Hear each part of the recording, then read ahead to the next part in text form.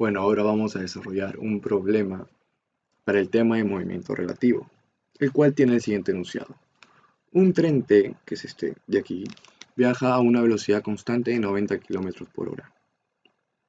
Cruza una carretera, como se muestra en la figura, esta carretera de aquí, ¿no? Si el automóvil A, el de acá, está viajando por la carretera con una velocidad de 67.5 km por hora, nos piden determinar la magnitud y dirección de la velocidad relativa del tren con respecto al auto. Vamos a proceder con la resolución del problema. Tenemos como datos la velocidad del tren, la velocidad del auto.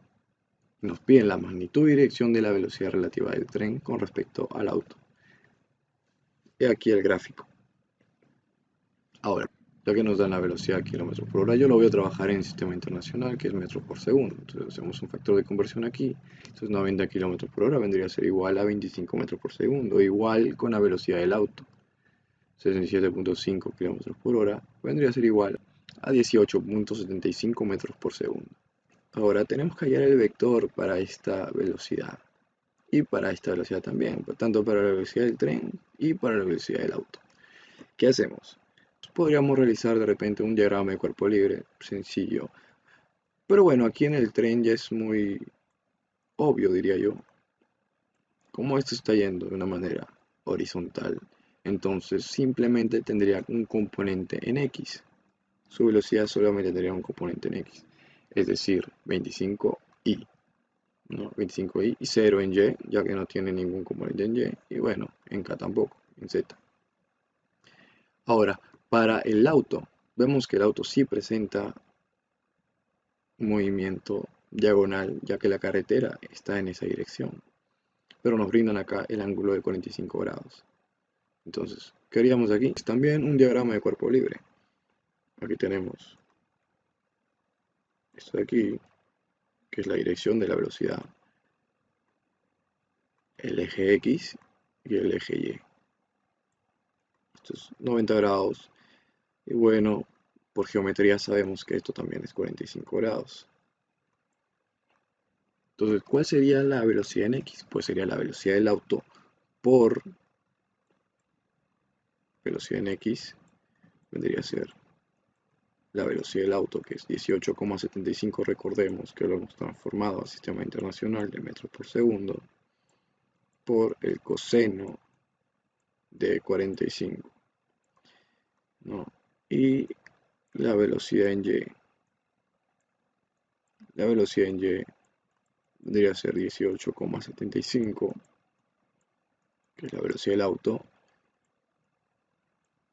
por seno de 45. Entonces, desarrollando estas operaciones, tendríamos y encontraríamos el vector para este, que vendría a ser 13.26 en Y, que es el resultado de esta operación, y 13.26 en J, que es en Y, que vendría a ser el resultado de esta operación, y 0 en K. Ahora, nos piden hallar la velocidad del tren con respecto a A. Para esto usaremos la siguiente fórmula, que nos dice que la velocidad de un cuerpo con respecto al otro vendría a ser igual a la velocidad del primer cuerpo menos la velocidad del segundo. En este caso tenemos la velocidad del tren con respecto a A, que vendría a ser igual a la velocidad del tren menos la velocidad de A. Reemplazando estos vectores, ya que ya lo hemos hallado, el vector de la velocidad del tren y el vector de la velocidad del auto. Y restamos, I con I, J con J y K con K.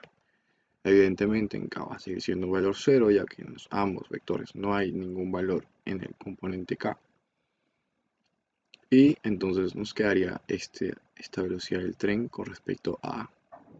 Ahora, nos piden la magnitud de esta velocidad. Entonces, hallamos el módulo a este vector, que vendría a ser 11.74 al cuadrado más 13.26 al cuadrado. Y encontramos el resultado de 17.71 metros por segundo, que es la velocidad del tren con respecto a A. Para este punto ya tenemos resuelto lo primero que nos piden, que es la magnitud de la velocidad, que es 17.71. Ahora, para hallar la dirección de esta velocidad, he graficado lo que sería la dirección de este vector, el vector velocidad. Y tenemos el eje X y el eje Y, que vendrían a ser sus componentes. X, aquí, y Y, que está acá. Entonces, la dirección de este vector vendría a ser este ángulo de aquí. Acá lo tengo. ¿Cómo hallamos ese ángulo? Pues, usando la componente vertical y la componente horizontal. Sabemos que la tangente de este ángulo va a ser igual a y sobre x. En este caso, la componente vertical, que es y, es 13.26 y la componente horizontal en x de la velocidad es 11.74.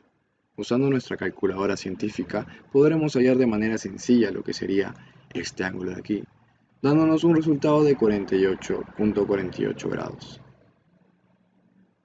Como ven, ya hemos dado por respuesta a este problema, tanto para la magnitud y la dirección.